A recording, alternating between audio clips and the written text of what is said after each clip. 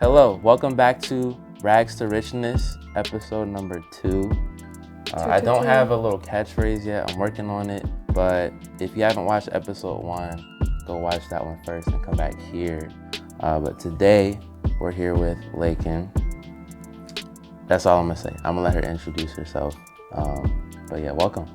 Oh, hey. I'm Laykon, or Laykon, a visual artist, photographer, videographer, painter, everything. Yeah. So I feel like the list is long, so I'm gonna stop there. Yeah, we'll get to all of it. But I want to set the record straight and ask a question. Is it Laykon or Laykon?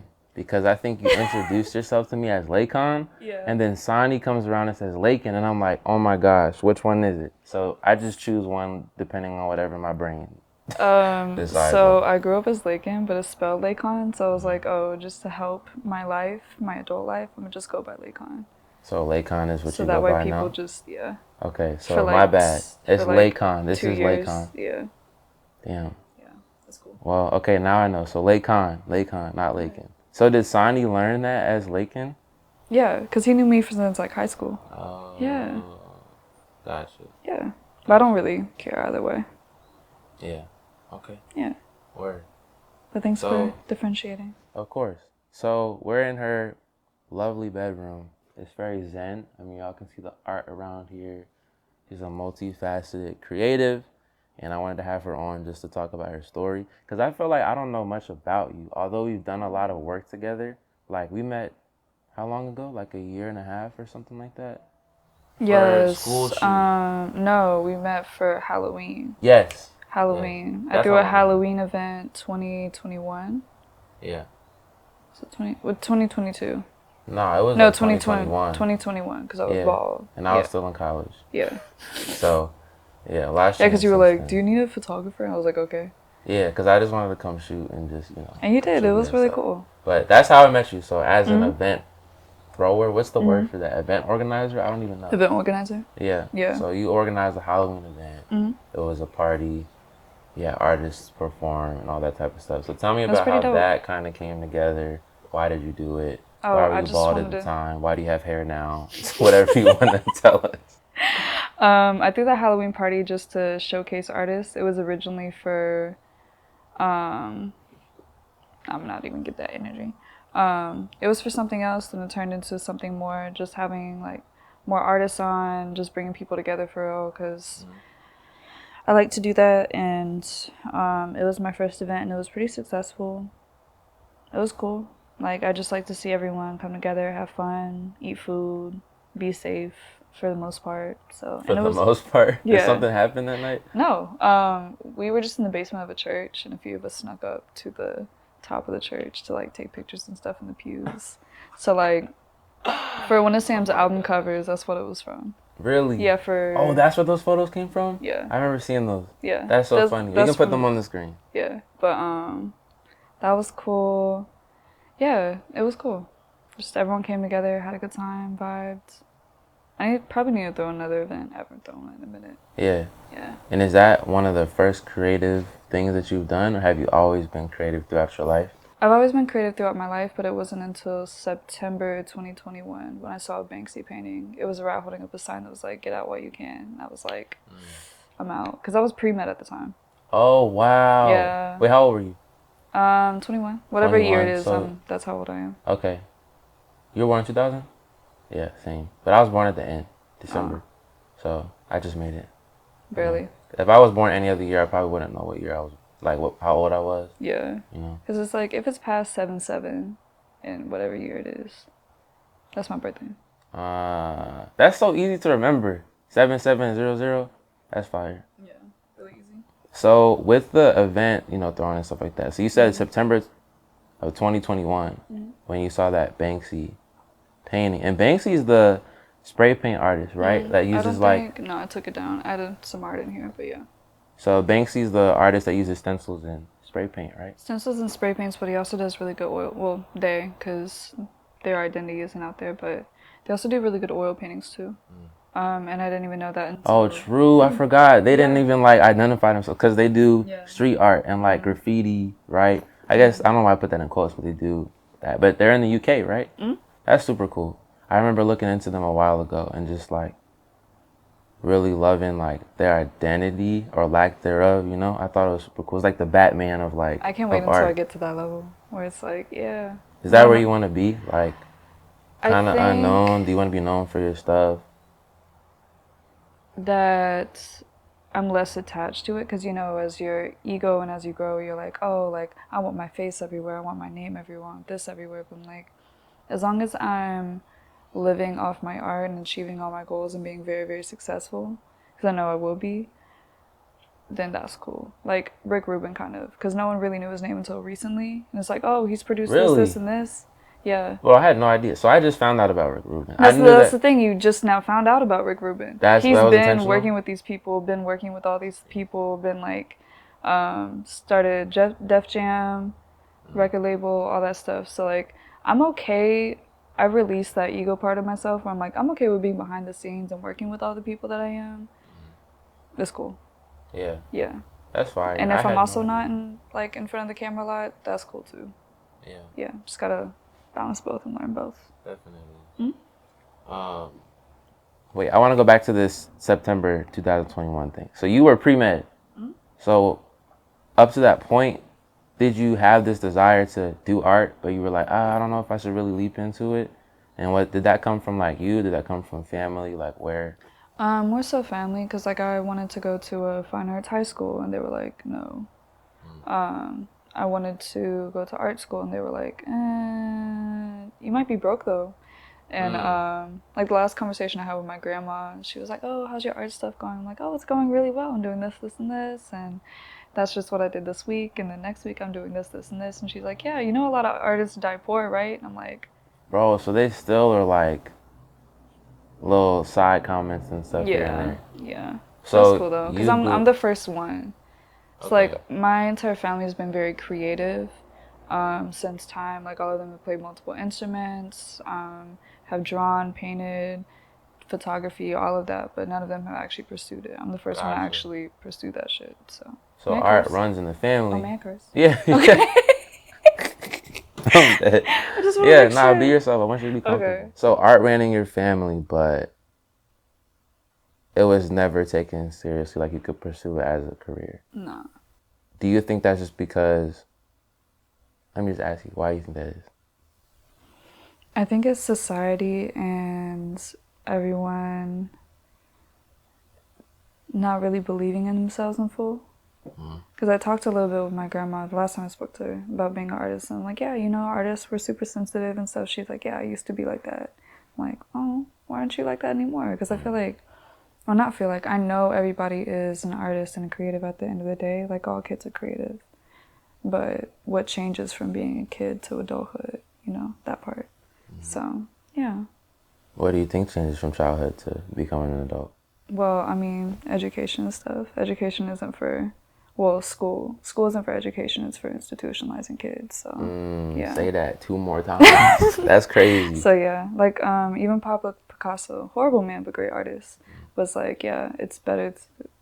I think you have to, like, learn how to create like a child, but unlearn how to create like an adult. I'm probably misquoting that or adding a few words, but yeah. Yeah. Yeah, that's really cool. That's what Rick Rubin talks about in his book too. Did you get it? No, I'm surprised. I was just gonna wait for you to finish it and ask for it. Oh, right. Yeah, I forgot. I was supposed to give it to you. Bro, I have not been reading that. Bro, it's cool. I've been trying to... I finished how to speak to people. Bro, I haven't even finished that book. Oh. Bro, you crazy. That's crazy. That's a really good... How did you feel about that book? It was good, and then toward the end, I think like the leadership part, my brain just kind of tuned out. Bro, okay, I thought it was just me. That's why I haven't finished it yet, because it's just like, okay. Because I feel like it's a lot of information to, really, really repetitive, but I feel like it was so much information to process. And also on top of that, it's like, I'm not probably going to use this, to be honest. Yeah. Like some of the stuff where it's like, incite competition to be a good leader. Like, yeah, facts. I was like, probably not, yeah. But it is from 1937, so yeah. Yeah, it's old. Yeah. It's really old. And they've done new versions and stuff like that, but that's cool. I'm glad that you finished it at the very least. I might not ever finish that part. We'll see. But Rick Rubin's book, so he talks about like letting creativity just flow. and like us being conduits for creativity. And I thought that was such a crazy way to think about it, because I feel like, so I'm a Christian, so like thinking about God and like how he like his love flows through us and how we treat people, that was very like synonymous to me, right? And I feel like regardless of what you believe in terms of religion, like that idea of like an energy of something that flows through you to create makes sense to a lot of people. So I thought that was really cool, and that sounds like what you were talking about with how Picasso thought as well, like being a child, getting back to that childlike creativity. That's something he talks about too. Like when we go from kids to adults, like you said, we get institutionalized, which is another way to say you get locked into the matrix, right? Yeah, of like just how like it's like, people stop are drawing in supposed class. to, yeah, Da. exactly. Stop making noise. Stop Exactly. singing. It's like, And order is important, right? Like order is important for a society to be able to function, but it can also be discipline. a prison. Yeah. You said discipline. What? Discipline. Discipline is important, you're saying? Yeah. I think I was thinking on the way here, like the difference between discipline and self-discipline. I was talking to my friend yesterday at dinner, and they were saying how they thought they were really disciplined until they got older, and like now they're not under their parents, you know, household and stuff like that. And we're just talking about stuff we're dealing with and how we're trying to be more self-disciplined. And I realized that like as a kid, I was disciplined because I was in the structure of my parents and school and all that. Now that I'm an adult, I don't do all that stuff anymore, even do things that are as, yeah, so that's self-discipline. So I'm trying to get better at the self-discipline piece of stuff. But You feel like self-discipline helps your creativity though? it helps me make money, which is what we need to do at the end of the day, right? Being a business owner, like being self-disciplined is important. But as far as just the creativity portion, yeah, actually, yeah. Like for making beats, that's something that I just do for fun. And like I'm trying to write more and rap more. And I get really You are writing more and rapping more. Bro, so wait, that's crazy that you said that. I'm reading, you read Atomic Habits, right? I think you said you did. I'm actually reading it right now. Okay. Where it's like I'm literally in chapter 3 or 4, where it's like, well, I always correct people if that space is given, but with Atomic Habits, I think the problem number 1, where it's like winners and losers have the same goal. I just had to close my phone and be like, oh. Like, damn, okay. Oh, yeah, you're right. But just unlearning, like, because like I have goals written somewhere over there. I have goals written in like a whole bunch of books over here. And it's not about the goals, it's about what you do every single day. Right. And habits create freedom. I was like, oh. Because I'm someone that is very spontaneous. I've always been like, I don't like structure. I don't like this. I don't like that. So working over 60 hours a week has been kind of difficult because that makes me structure all my stuff on the weekends. But it actually helps everything flow a lot better, and I have a lot more time to myself. So, I don't know. Even though you're working 60-hour weeks. Yeah. Because I don't, instead of allocating a lot of time to my friends or other stuff, after working, I come home and I'm just by myself. Yeah. Because I don't have a partner or anything. I'm single. And I have a lot more time with my family. I spend every Sunday evening with them. So, like, that space, too. The more structure, it's, like, better for my life. When I was so against it for 22 years. Yeah. It's interesting. Like, I read that part of the book and then I went to sleep. So I didn't even finish that chapter. Really? I'm becoming a reader. We'll say that. Like, I'm not trying to get better at reading, but I'm becoming a reader, right? And I remember that part before I went to sleep. So, yeah. Have you finished the book? No. I'm on, like, chapter 2. So you're further than me. Like, the books that I recommended to you, I probably read the first 2 chapters and I was like, you got to read these because they're great. And then I stopped. Well, on set, if we're, like, not doing anything, if you can, free game, by the way, if you just want to look up any book and then look up free PDF, it's online. I do that all the time. Yeah. I just like having the physical book so I can like write and stuff Me in it. too. But I feel like that's more convenient. Yeah, because I can't whip out an entire book on set. They're gonna be like, "You're not doing your job." I'm like, Right. I'm doing my job on my phone though. That makes no sense. But yeah. But I guess we're used to seeing people on their phones. But okay, wait. So let's go back to the beginning. I totally forgot to ask you the question that I'm gonna ask everybody. What does that phrase mean to you? Rags to richness, right? We just got into. We were just talking about books and stuff. Rags to richness. Okay. Yeah, but rags to richness is about wealth as a whole. Is what I'm learning, and don't get me wrong about my money, and I am very financially blessed and stable and abundant. But being abundant and wealthy and rich is about all those other things as well that people don't think about, because people are so money crazy or materialistic that they just want to focus on that instead of the stuff that will eventually bring them that wealth. Right. Because when you just focus on money and give it that energy and that energy and that energy, it's not going to flow to you, like if you're so worried about it.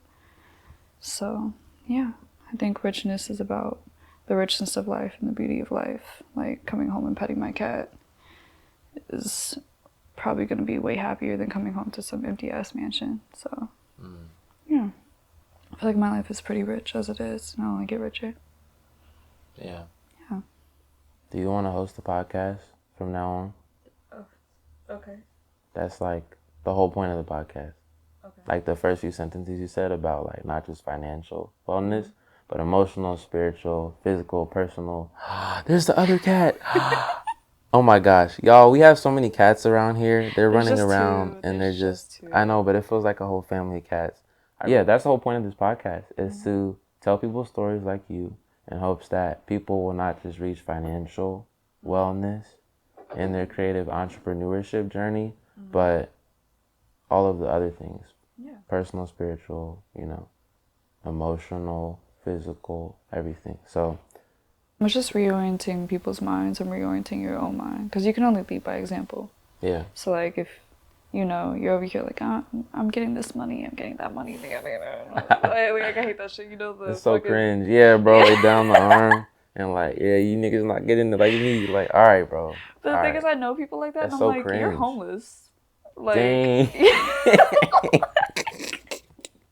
Call them out. Drop name. No. Drop name. No. But I'm gonna put the ad on the screen. Go ahead, spell it out real quick. No. Nah, don't do that. I don't talk down on people. Yeah, but because that's not rich mindset. Oh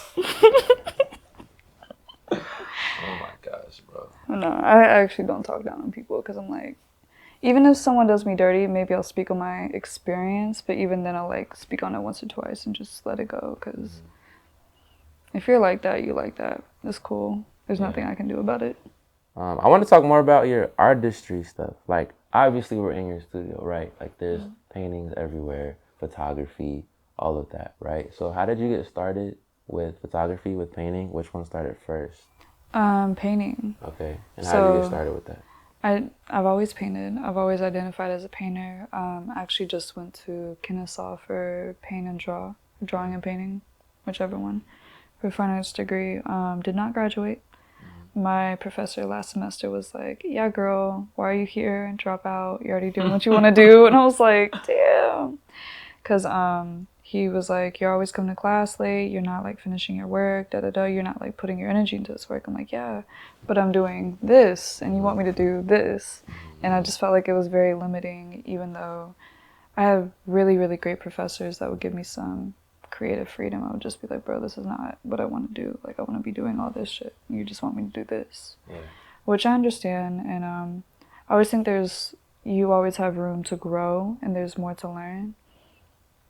So I did want to go and learn more like technical skills and this and that, but I knew I wasn't in the right place. I was like so depressed going there. So what made you want to go back to art school after coming out of pre-med? Well, I was in pre-med at Kennesaw, and I was like, okay, well, let me at least get a fucking degree. Because oh, so you just switched into art? Yeah, I just switched into art.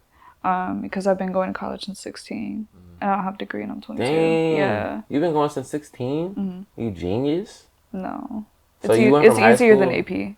So you did high school and then you went straight to college? Like at 16? No, I did college. Or you did dual enrollment? I did dual enrollment. Oh, okay. I was like, dang, you graduated at 16? No. That's crazy. I could have graduated at 14, but they didn't let me know. Bro, what? They didn't let me know. No, a little flex. A little No. flex. Oh my god. You could have graduated high school at 14. No, 17. Did I misspeak? You said 14. Okay, I'm I not was 17. like, bro, what? That's crazy. No, that's crazy. No.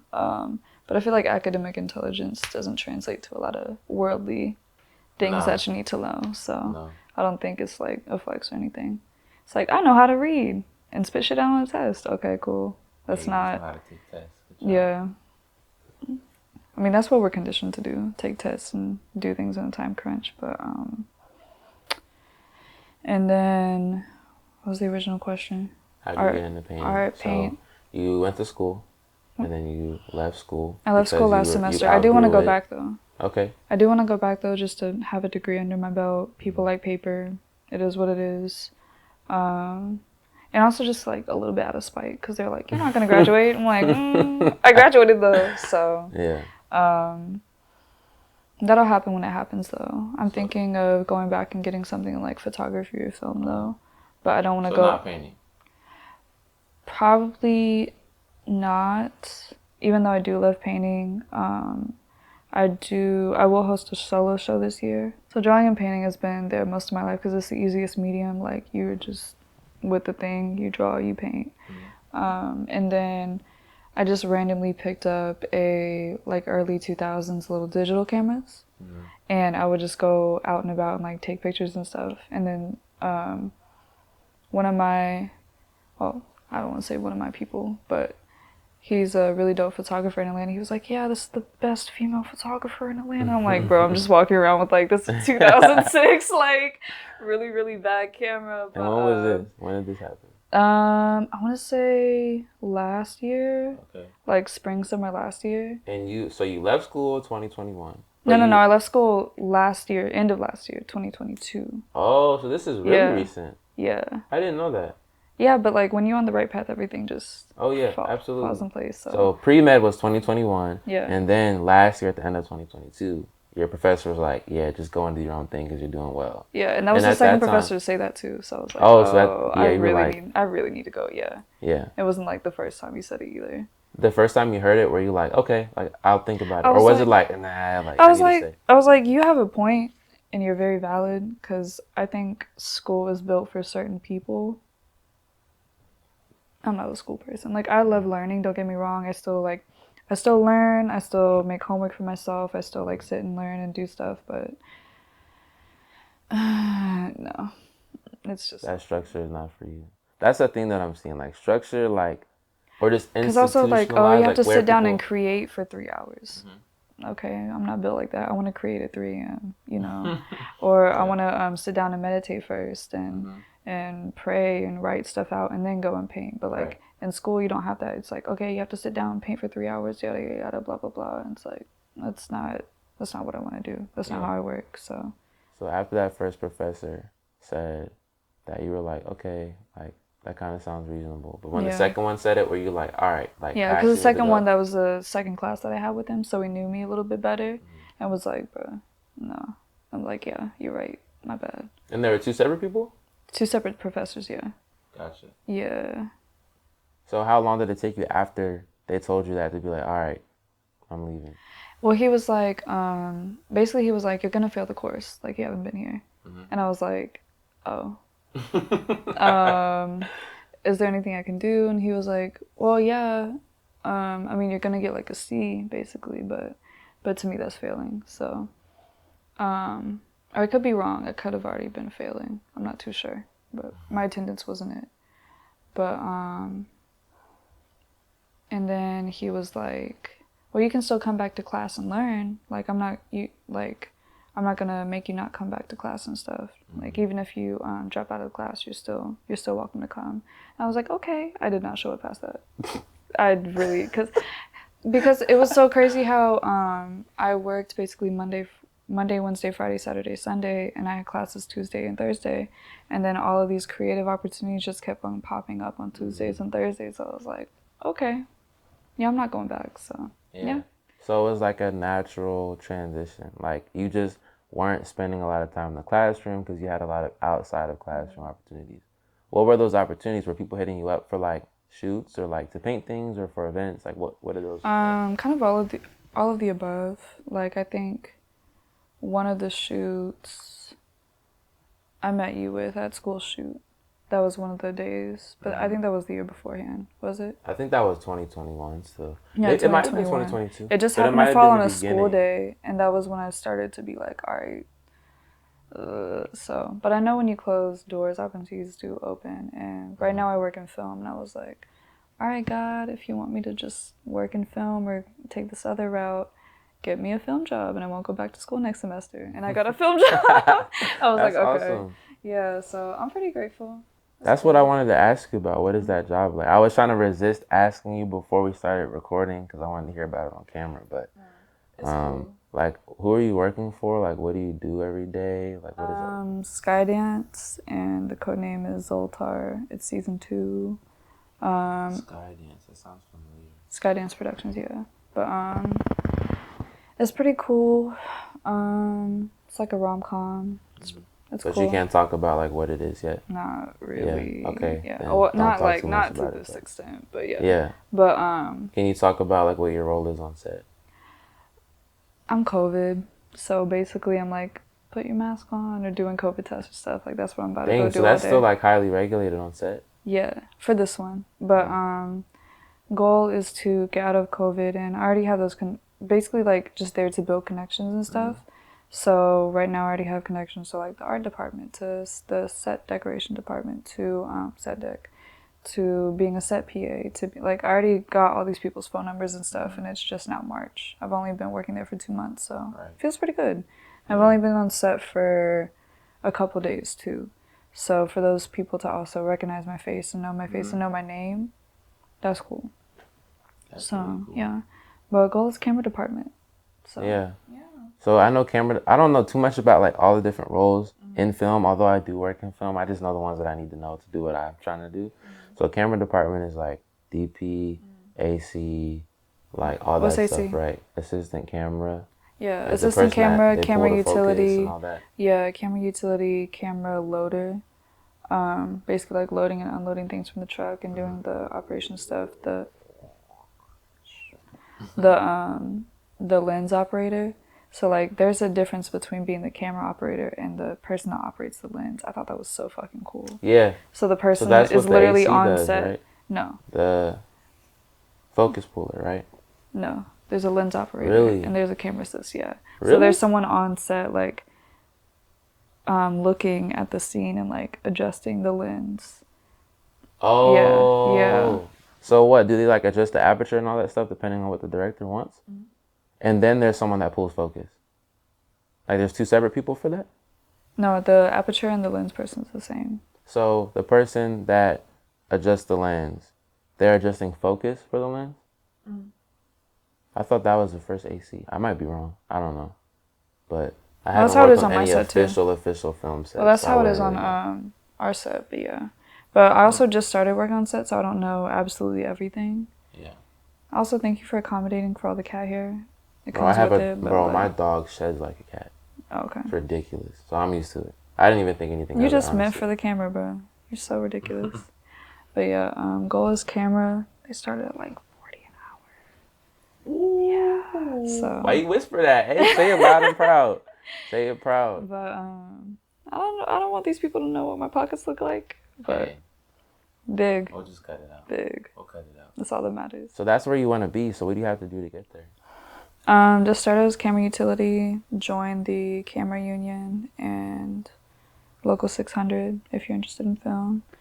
And I want to bring other people on because people are like, oh, you work in film? Like, I'm trying to get a film job. So I want to bring my brother on. He loves movies. He has a really good eye, and he's kind of like 19 and like, I don't know what I want to do with my life. So I'm like, you should work in film. So I'm trying to bring him on. And my other friend just hit me up. Was like, you keep on posting the set shit. Can you bring me on? So that's dope. But I just now got into it. I'm very much entry level, and I'm very, very, very grateful and blessed for where I'm at. Like, very grateful. I think about it at least once a day. I'm like, what the fuck? That's my job. Yeah, so that's so cool. Yeah, because honestly, COVID isn't really a thing on a lot of sets. Like, they'll have a COVID department, but they don't have any PAs like my set does. So I'm very blessed right now. Because my other friend is working on BMF season 3. And he's like, yeah, there's no COVID PAs. We test once a week. But we test 3 times a week. Yeah. Yeah. That's Dang. cool. Yeah. I guess that's good, you know, staying And every safe. day for background actors. Yeah. Very cool. So you have to get into the union, you said? To start working in the camera department. Well, for union jobs, yeah. But And why are union jobs so important? Because I was trying to figure out rates for like DPs and directing and stuff, so I know how much to charge for people that I'm, you know, shooting for. But I've seen online that some people say like the union pay is a little different than like independent and stuff. So why is the union important for some of this film work? to Like, work how do in you get involved? film versus more like independent stuff, what you're doing, it's a lot better to be protected because say you hire me as a DP and then we have this agreement, do the contracts, yada, yada, yada, blah, blah, blah, and you don't pay me or you don't treat me right or something. No one is there to protect me other than myself. Gotcha. So the union basically does all of that, make sure I get paid well, make sure that I get a job, make sure that I'm treated well, or if any harassment or weird shit's going on, then I can also report to that union. Gotcha. And And that just allows you to work and just focus on the job, and then they handle all the other like business. Or also stuff. getting me a job, so. Yeah, so they also get you jobs? Yeah. Gotcha. So is that hard to get into them? Like you have to apply? Like how does that work? So I have to go and see about the application process, but yeah. Gotcha. Yeah, pretty excited. They just take a little bit out of your paycheck, but you get paid so fucking much it doesn't matter, to be honest. That's awesome. But yeah. That's really cool. So what is the timeline for that? Like is that something you can do like soon, or is that like you gotta work for the next like Within the next year I would love to just go ahead and do that and be on set as a camera utility, and then main goal is DP, but on the set that I'm on there's a 26-year-old woman that's a DP. I can do that shit. Yeah, absolutely. I've always wondered how you get into those like high budget film roles. The universe just fucking works and puts everything together. Because even this job is just like how I got this job and everything that transpired for it. Right. Because I got into a car accident and got close to this dude. Because I pulled up to a music video shoot, got into a car accident. And this dude was like, I feel so bad because you pulled up to my shoot, da da da da da. And I was like, it's cool. And then I had this film job out of it. Yeah, because I got close to him. Yeah. Oh, so he gave you the job or like connected you Or he to connected me to it. Shout out to Ishmael. Love you. That's so cool. Yeah. Yeah, everything. I definitely believe everything happens for a reason. Very much so. And if you like always keep that positive mindset, obviously don't be toxic. Because there's a difference between like being genuinely positive and being toxic positivity. Yeah. Like, I'm having a bad day. Oh, just like smile, bro. Everything's fine. Like that. Yeah. Yeah, I had to unlearn that because, you know. Yeah. Some people, you know, you just need to feel and express. Some people just need to get shit out. Right. So, including yourself. Yeah. So, yeah. How do you keep that mindset? It was very much learned over time, but I maintain it through being real with myself and having a lot of reality checks. Writing every day. So really being into myself, writing Like out my thoughts and my feelings, eliminating distractions and stuff. Like I don't smoke, I don't drink. Currently celibate and single, so I'm just genuinely by myself right now. But that's the period of time that I'm in right now. How do you stay disciplined with that? Like that's self-discipline. Like none of that stuff, and then just being very introspective and in tune with yourself. Is that hard to do? No, I thought it was though, because I really resisted it for a while, even though it was like been time for me to do that, but not really. I mean, I'll go out and I'm like, oh, I was drinking. I miss drinking, or like I'll look at someone smoking a J in front of me like, oh, that's nice. But I know that in the future I will, so I'm not super worried about it. Like if I can just stay self-disciplined right now. And self-discipline is being able to say no. Like if I'm not able to say no, then I don't have control over myself. Right. But the positivity, meditating helps. I'm just now starting to meditate, or being someone that meditates. Affirmations and stuff. Also accepting the flow of everything. Because if you just, I read this book called The Lazy Man's Guide to Enlightenment. By Sounds like my kind of book. Yeah. I'm definitely I found it in like Asheville, North Carolina, one of those free book things. I was like, all right, it was meant to be type beat. But but yeah, it was cool. And the main thing I got out of that was no resistance. Like I want to tattoo something that says no resistance. And if you just don't resist anything at all, it's okay. Like everything will be fine. Like losing friendships. Sometimes you go out of friendships, or sometimes something happens where it's like personally I don't take disrespect. So say something disrespectful happens and nothing's resolved, or there's no like, oh hey I'm sorry, or like hey I love you man, that wasn't the intent, yada yada yada, then no resistance, I let it go. It's okay. Yes it hurts, yes it doesn't feel good, but that's just like one example. Just no resistance to anything really. That really helps my positivity. Yeah. And was that something that, like, once you read the book, you just started doing immediately? Or was that something that you had to build to over time? Implement and build and learn, and still learning. Yeah. And even like how I said, I'm in this period of like being by myself.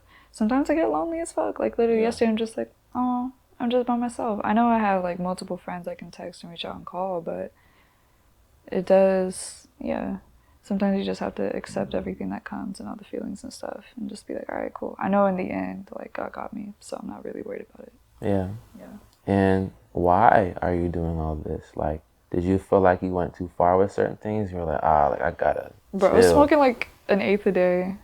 I don't even know how much that is. 3.5. I don't know none of that. Like, can I get a visual?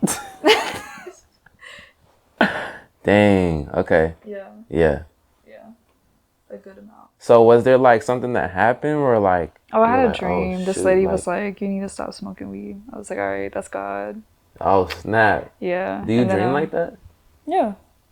So it's normal for you to have dreams, but do you have a dream journal? No, I have a dream book.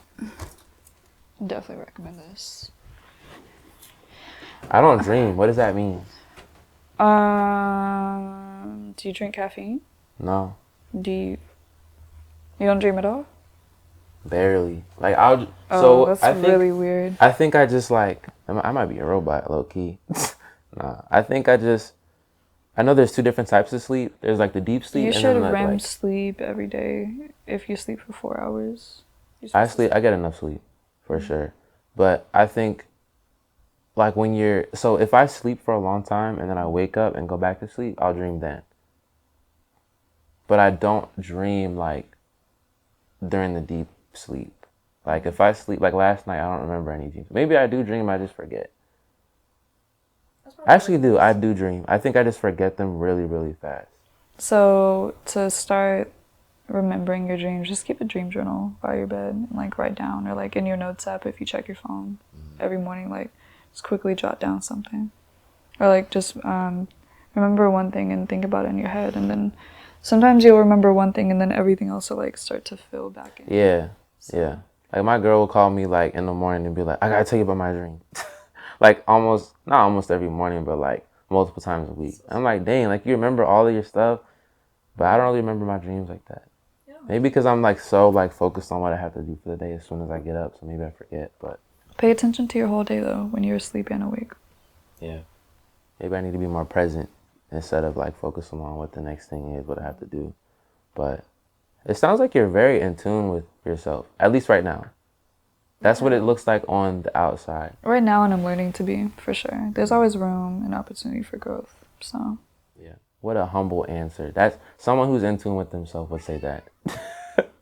So is this something recent, or have you always been pretty introspective? I've always been pretty introspective, but I feel like it was out of a place of ego where it's like, how can I be better so people can like me? Yeah. Pause. Let that sink in.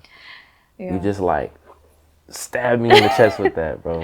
Yeah. What was the turning point for that? Like was that another situation where someone said something to you, or like something happened? You're like, ooh, like let me work on this. No, or has it been a? I've always been like spiritual and stuff. I won't use quotation marks, my bad, but spiritual and stuff even since like 11, 12, 13, watching the spiritual people on YouTube and being like, wow, the law of attraction. I don't know shit about law of attraction. I'm 12. So you didn't grow up religious? I did grow up religious. Okay. But I knew very early on that Christianity wasn't really my thing. Gotcha. Especially with how Christianity was presented to me, because it's like, oh, you need to do this, this, and this so you can get into heaven. Yeah. Like that Yeah, that's seems backwards. very... Which is actually not even what it really is. It's not. That's just it's like about what love. people... Exactly. Yeah, it's about love. It's about service at the end of the day. It's about acceptance before you do anything. Which, like, is a lot of the other religions' belief as well. Not a lot of them. I won't even say that. Let me not generalize. I do that all the time. But I think that's a common misconception because that's what people in the church like push, but that's not it at all. It's if you believe, then you act a certain way, which is a spiritual belief. It's very metaphysical, and I've read a couple books about that, and it's cool to see that like that's a common theme in just spirituality in general, and not something that's exclusive to Christianity. But I definitely understand that, like feeling like you have to earn love and stuff like that. That doesn't Or like, sound I can great. do anything I want to because I'll just be forgiven. No, that's so backwards. Yeah, that's people that don't understand it. But so back to like you being introspective and spiritual and stuff. That's something that like you learned around like 12, 13, 14. And you were like watching these YouTube videos and stuff. Yeah. Pretty early on, but I realized that everything I've been learning has been compounding. So sometimes I'll be frustrated with myself. I'm like, why can't I just sit down for 5 minutes and meditate? Why can't I just sit down for 10 or 15 minutes and meditate? Like, it takes me so long to just sit down and quiet my mind and focus. But I realized, like, oh, it's because I haven't been doing it for, like, I'm just now doing it. Yeah. It's because I haven't been doing it for weeks or months or years. So everything compounds and you slowly get to learn things. So that's something I'm learning as well. And being more introspective, not out of ego, but out of service. Because at the end of the day, like, we're all just here to make sure each other are okay. I love that service piece. That's something that I've been thinking a lot about. And also tying back to the creativity thing you said earlier about creativity being an entity outside of yourself. When you take your ego outside of your creativity as well, I feel like your creativity is more pure and just better in general. Because I don't view my creativity as like, oh, I put myself into this piece. I put like, my ego is attached to this piece. Once I put this piece of like art out, then people should resonate with it, and it's because it's about me. Like, no, it's about how you relate to it, or how you view it, or how it makes you feel. Like, how can it serve you, not how can you serve me or my ego. So detaching from that too is pretty rough. Yeah. Because we got big egos. Facts. Especially if you're like, I make good art, da da da da da. Right. So, and having a healthy ego as well. Yeah, I think that is so dope that you said that. That I think summarizes what I'm aspiring toward with my stuff. It takes time too. And once you get to one level, there's like 20 more. Facts. Yeah. Absolutely. But the service piece is so important. Like, I think using your art and just everything that you are to serve other people, if everyone had that mindset, then the world would be a way better place. But a lot of us are selfish and we're focused and just do things for ourselves. So that in turn hurts people and stuff like that. So yeah, I think that's so important. How do you feel like you serve with your art? This podcast is an example of like trying to tell other people's stories to help other people. Especially us, like people like us that didn't go the traditional route. I mean, I went the traditional route, but now I'm only 22. We're young, right? So we have a lot of life to go. So there's no roadmap to this, right? That's what I kind of been saying for this whole thing is like, we have to figure it out. And there's no roadmap to life in general. So if I can just tell other people's stories and put it on the internet for free for people to like look at and maybe find some of themselves in or find encouragement or learn something from, then I find that a beautiful thing, you know? Yeah. And I get a lot from these conversations too. Like I learn a lot, relate to people, all that type of stuff. So not only does it like, it serves me, but I'm hoping that it serves everyone that watches in a tiny way. It might even just be like someone laughs at something and they feel a little bit better in that moment. Like that makes me happy.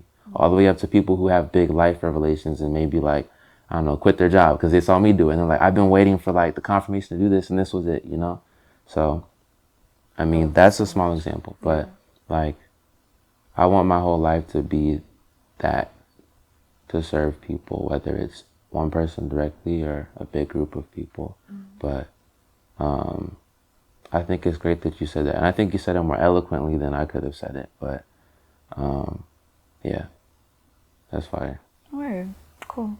I feel like if your intent's always good, then the right people and energy will always come, for sure. Yeah. Because I've definitely been in some spaces where I'm like, oh, these people think like me, or I'm in the right place, I'm in the right spaces, but it was just supposed to be a lesson, ultimately. So, detachment. Yeah. I'm very grateful for it, though, in the end. For sure. Because everything's working for me, not against me. Exactly. I think something that's so interesting to me is, like, when I grew up Christian, like, I always thought, like, Christianity is, like, the only thing, right? Like, this is the right thing. But as I get older and I'm more open to stuff, like, all this stuff you're saying is stuff that I believe as a Christian. Like, everything working for my good, like, that's a Bible verse. Yeah. So I think it's cool, It's all the same thing. Yeah, like, if we stop focusing on the differences and start thinking about, like, how we relate, I feel like that's another way that we could all connect and stop, like, you know, fighting each other. And I'm not the first person to say this. People have been saying this since before I was born, but it's now starting to click for me personally. And I think that's really cool to see, you know? What's it, what do you feel like your goal is? Sorry, I'm whoa, interviewing. whoa. I'm interviewing. Don't ask me questions. No, I'm just playing. I'll start with like my goal. My goal personally with my art and my artistry and everything I'm doing as a whole is to connect people and to... You're incredible at that. Oh, thank you. Incredible, bro. Thank you. Like, it's like it just comes naturally. I don't know if it does or not, but that's what it looks like on the outside. Like, from when I met you. It feels like it does sometimes, but sometimes it feels like, I don't know. I'm learning to take my ego out of it more and more because I'm like, oh, well, what about me? And sometimes in certain situations. Yeah. Because I'm like, but, My bad to cut you off. No. You have to ask a question. No, you're just clarifying. Good communication.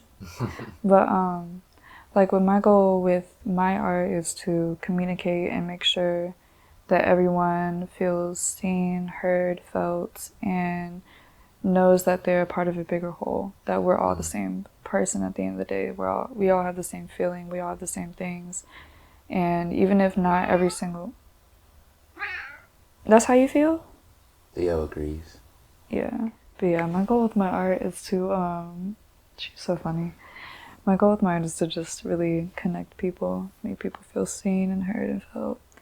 And being, like, how you're saying, in service to other people. It's not about me at the end of the day.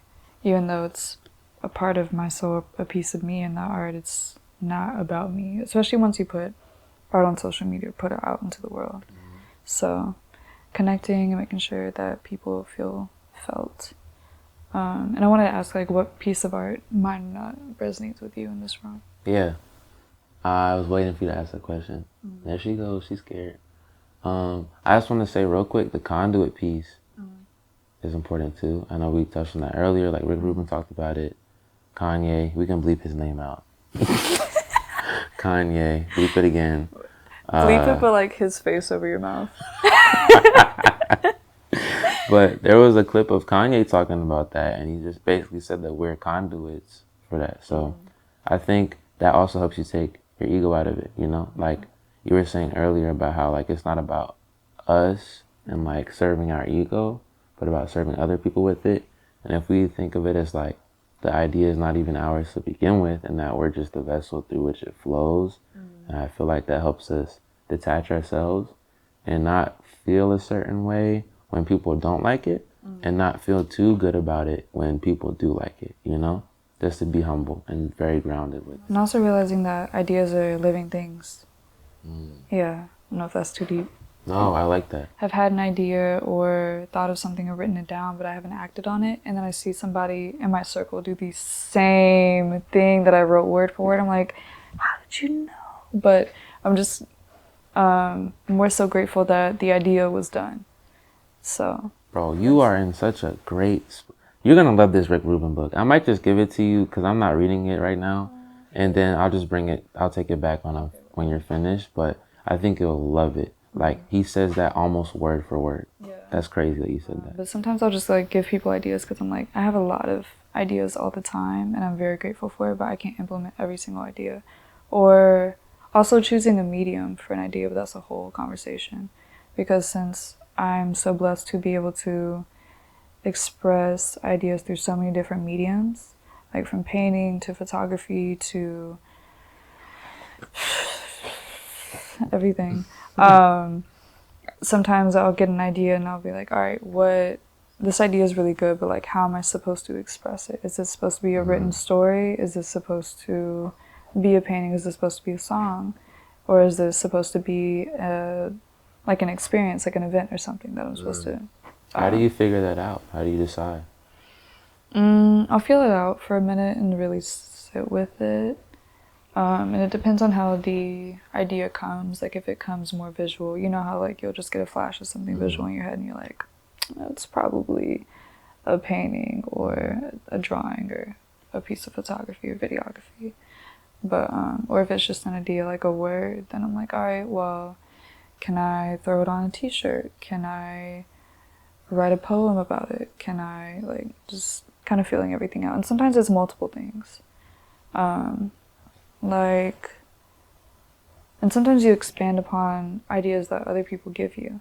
So I met with this girl, Richness, love that girl to death, for the first time last year. And within our first conversation we had, she was like, well, how can I relax in love? And then I just took that and turned it into how can I approach with love, and just apply that to like everything. Like, how can I approach this conversation with love and be within a loving vibration? How can I approach myself with love when I'm not feeling too great? How can I approach situations and spaces and work with love?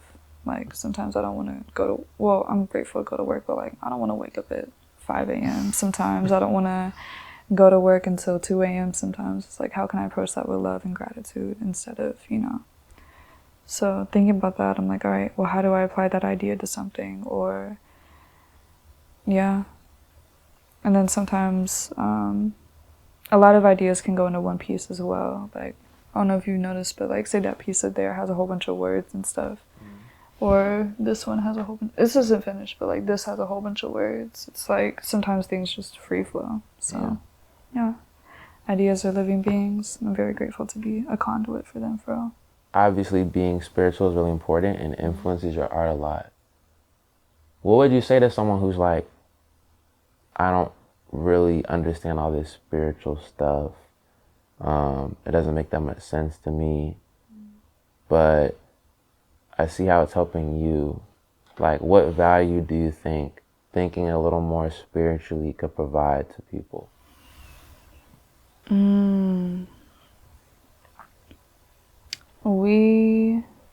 It's been said before by multiple people, but we're not human beings like having a spiritual experience or like supposed to be spiritual or something. We're inherently spiritual. We're just put in these little flesh bodies and then learn whatever we have to learn or whatever we have to do at a certain time.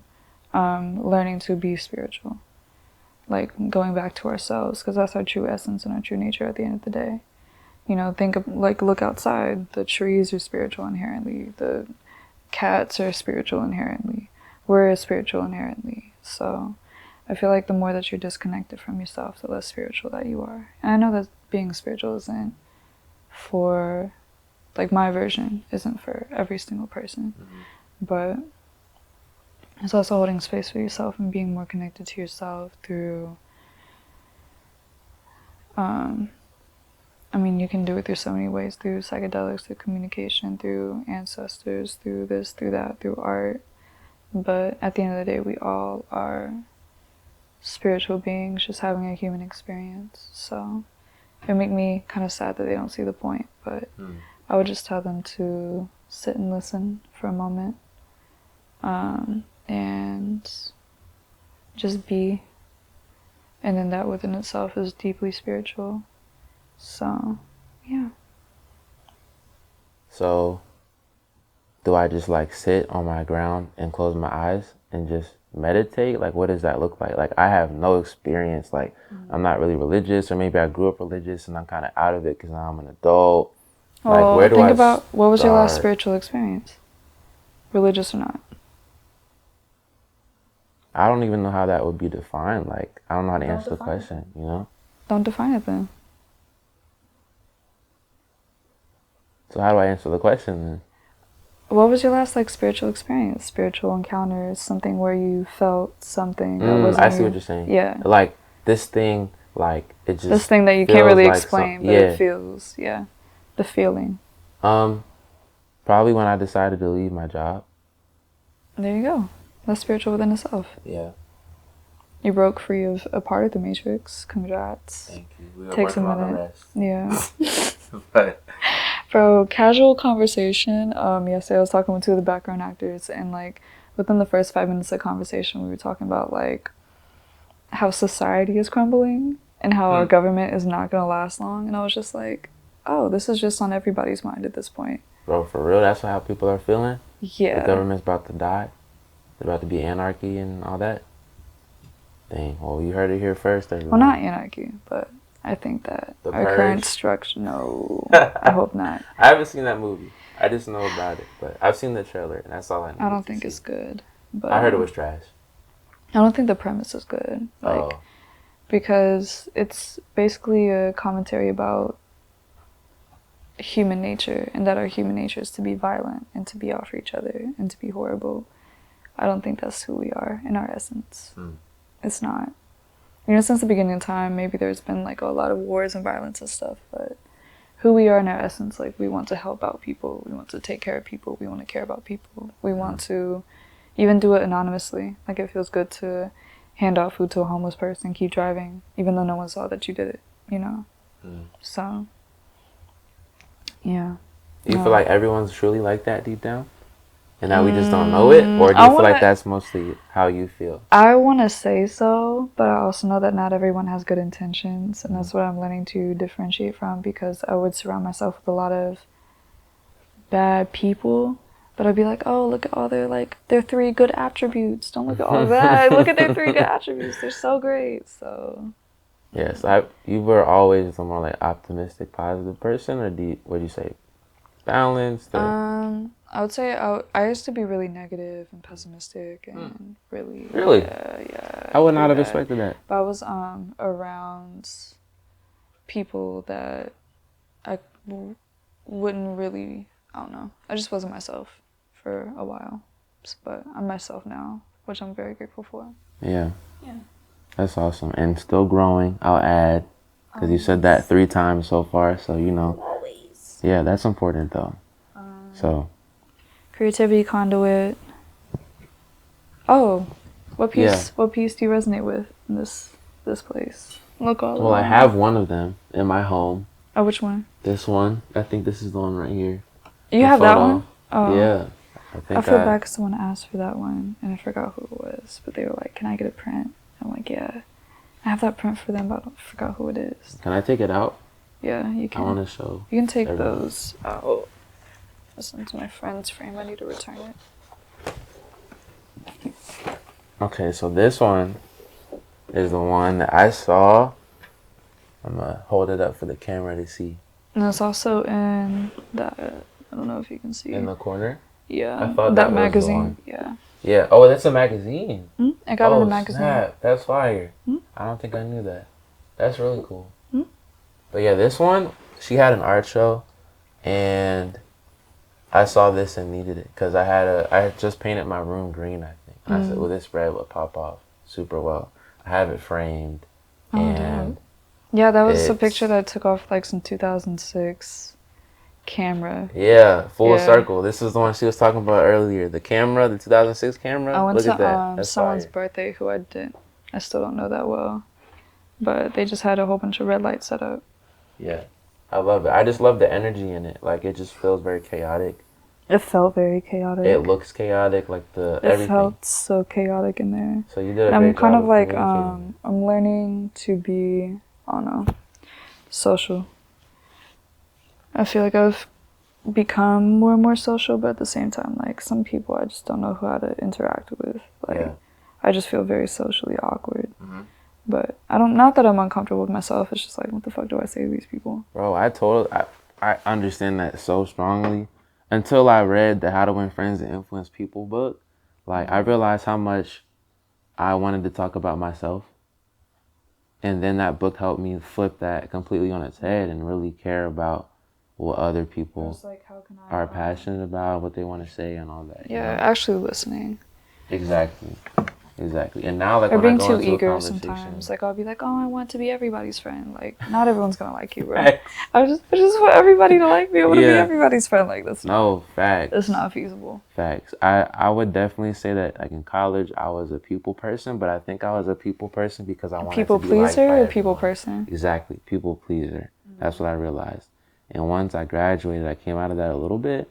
And after I read the book, that helped me really, like, bro, I love how he says that no one cares about you. Like, everyone cares about themselves. And everyone wants to talk about themselves and cares about their needs. And that's so affirming because it's like, I know I care about my needs. Like, at the end of the day, like, I'm going to look out for myself over anyone, right? That's just how it is. But no one else really cares, Exactly. to be honest. But I think if we all can accept that we all care about ourselves, I think that's so, like, affirming.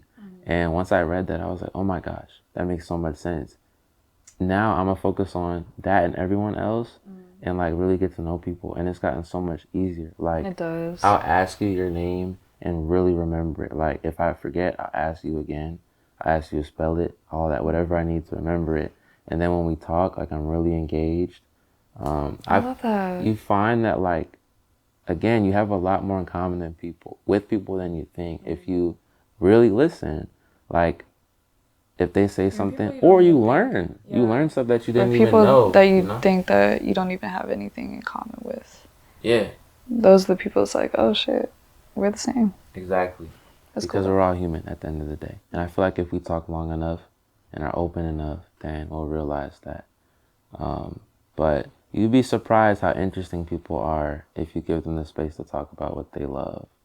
And that's interesting to me. Like, maybe everyone doesn't care about getting to know stuff that they don't care about. Like, if you told me you're interested in, like, archery, I'd be like, oh, that's fire. Like, I've never I've never shot a bow and arrow, but tell me more about it. How'd you get into it? Like, why do you love it? All that stuff. So asking questions like that, like, conversation became way easier for me when I stopped thinking about, does this person like me? Do they think I'm cool? Whatever. And just was genuinely interested in them. It took me a while to go from, like, thinking about myself in conversation and genuinely listening. Yeah. And it took practice. And once I realized that it would take practice and I was patient with myself but stayed persistent with it, now it's kind of effortless.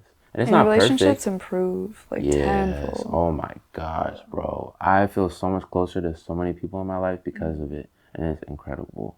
So that's why I tell everyone, like, if there's one book I could recommend to people to read, it's that one. Because I feel like that'll just improve your experience with people and with yourself so much. And it's a short and easy read, you know? So it's nothing like revolutionary. It's when you read it, it's like common sense. Like, duh, I should remember people's name and I should probably smile when I meet people and like all that. And the title even sounds corny. It's like, I'm not reading a book on how to make friends. Like, that's so lame. But it's really profound. It's simple and profound. So that's helped me a lot. And that's why I wanted to start a podcast too, to just practice those things. And it's helped. I love that. So, yeah. Well, I think that's a great place to wrap up. Yeah. I think we got to know you a little bit better today. I'm learning that 1% is better than 0%. So I feel like I know you at least 1% better today. And I'm hoping that everyone that was watching was able to learn something from you today, maybe feel inspired and all that. So, yeah, thank you for welcoming me into your home, into your space. Thank you for coming to Thank you for welcoming all of our wonderful friends that are watching into your home as well. It's beautiful, very relaxing. Very relaxing. So where can we find you? Find your art, whatever you want to plug. So my Instagram is Laykon, LAY.KON. My website should be up, laykon.world. Twitter, LaykonX. I don't think I have any other form of social media. Facebook, if you can find me, try to. I don't give a fuck. I just use it for, like, film, basically, film networking and stuff. Taking networking out of my vocabulary and connecting. I hate that word. I like that. Yeah. Yeah, that's pretty much it. Or find me just roaming around Atlanta. I'm pretty much everywhere. Cool. Yeah. Atlanta's really small when you really get into it. Bro, and I went to connect with people. Tulum and met people from Atlanta that knew the same people. You said you went to where? I went to Tulum. Oh, yeah, you told like me. DJs that moved to Tulum. Because Yeah. they were like, I was on vacation, I just decided to stay. And they knew some of the same people. That's crazy. It's a small world, for real. It is. I'm very grateful for it. Yeah. Yeah. No Negro. Yeah. All right, Laykon. Thank you. Yep. It's been a pleasure. I'm going Should to we, kick you out of your space. formally- No, this formally- is terrible. Why did she do this? That just ruined the whole... Leave, bro. Delete the whole podcast. Just Delete get the- up. okay, Just get up and bye. leave. Let me Bye. talk to them. Alright. See you later. All right, y'all. That was episode number 2 of the Rags to Richness podcast. Thank y'all so much for watching this episode. My whole goal with this podcast is to help you become whole through sharing stories of other creative entrepreneurs around the United States and the world at large. If you want to catch more clips from this episode and other episodes, you can follow me right here on Instagram just to stay up to date on this podcast and all the other creative entrepreneurship stuff that I have going on. I hope y'all have a beautiful day. I'll see y'all in episode number 3. Woke up this morning, I'm feeling blessed. Stepped out the bed, man, I cannot stress. To the closet, got my Sunday best. It's not Sunday, I just like the dress. I think I'm hot, man, I must confess. So I don't care if you are not impressed. Self-driven swagger, it's all time to mess. Stop all that hating, you look a mess.